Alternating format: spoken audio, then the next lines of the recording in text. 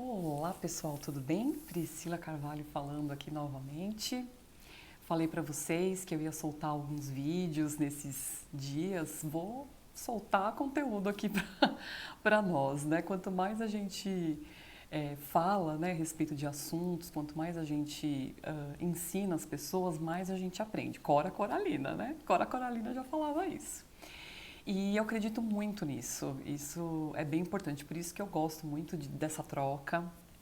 E falando em troca, muito obrigada para vocês que participaram, né, que fizeram os comentários no meu último vídeo, que eu falei sobre QI e QE. Então, se você não viu esse vídeo anterior, volta aqui, né, ou no IGTV, ou se você estiver no YouTube, dá uma olhadinha nos vídeos anteriores, no vídeo anterior, que lá eu estou falando sobre o QI e o QE. Eu expliquei a diferença das duas coisas. E assim, teve participação, obrigada pela participação de vocês, por essa troca que a gente, né, tem aqui nas redes sociais, é muito bacana. E uma coisa que ficou muito recorrente lá nos comentários foi, de repente, assim, comparando, mas tornando um melhor que o outro, um mais importante que o outro.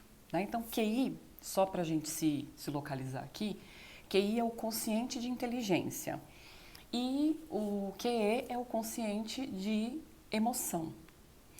E claro que o mais recente, né, descoberto, vamos dizer assim, recente entre aspas, porque já tem muitos anos que se fala sobre o QE, sobre a questão das emoções, ele é mais novo, né? Essa tese, essa teoria é mais nova, né? Como uma teoria, vamos dizer assim, científica, de medição mesmo, de desenvolvimento das emoções.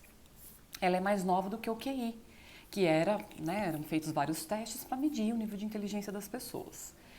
E eu quero deixar claro nesse vídeo que, assim, um não é melhor que o outro. Um não é melhor que o outro. Um, na verdade, depende do outro.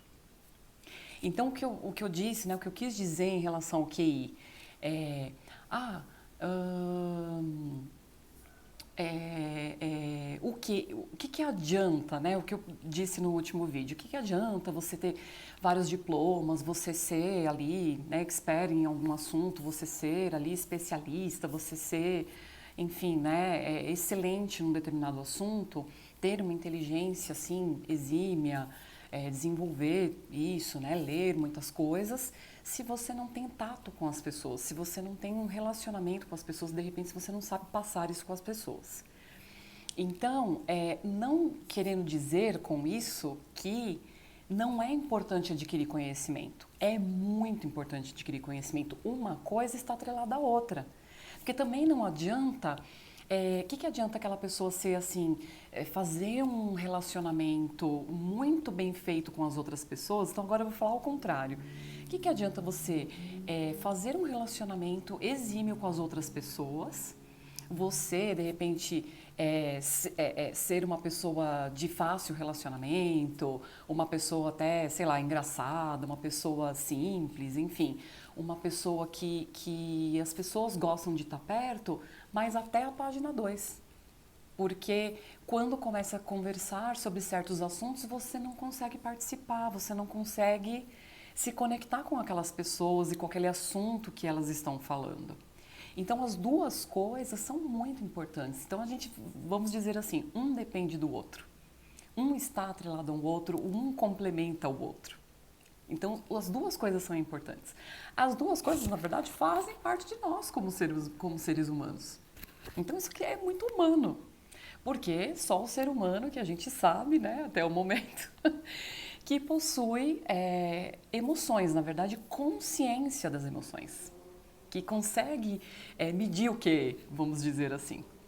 Então, a gente sabe que tem animais que têm, né? Por exemplo, o cachorro. O cachorro, ele é super apegado, né, ao ser humano.